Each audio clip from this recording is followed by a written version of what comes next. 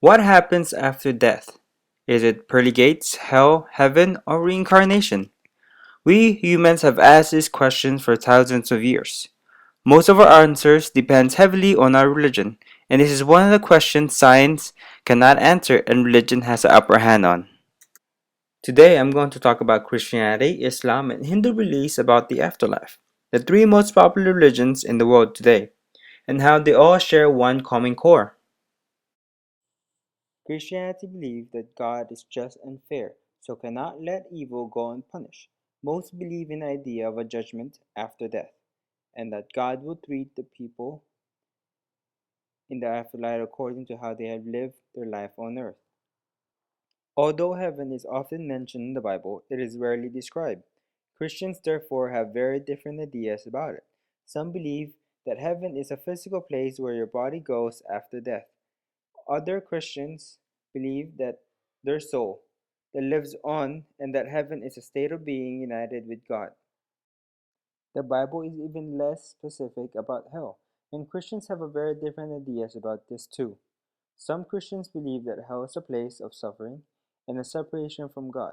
Others, perhaps most, believe that hell is a spiritual state of being separation from God for eternity. I'm going to talk about Islam now. Islam teaches that Allah, God, has full control over all that happens. Nothing can happen unless permitted by Allah. However, Allah has given humans free will. People are able to choose between right and wrong and are responsible for their actions. This life is a preparation for the eternal life to come. Humans have one life and it's about them to how they choose to live it. Muslims believe that on a day decided by Allah, He would end life on earth and destroy everything. On this day, all the people has ever lived will rise from the dead and will face judgment. This is called the Day of Resurrection or the Day of Judgment. Allah would balance the good deed a person has done in their life against a bad deed. If the good deed outweighs the bad, the person will live in paradise, a place of joy and bliss. If the bad deed outweighs the good, then the person will be punished in hell. I'm going to talk about the Hindu faith now. Hinduism teaches that any attempt to find permanent happiness in the world is an illusion. Hindus believe that a person's spirit is permanent and cannot change, while the physical body is not permanent and can change. The spirit is reborn many times, and this is samsara, or reincarnation.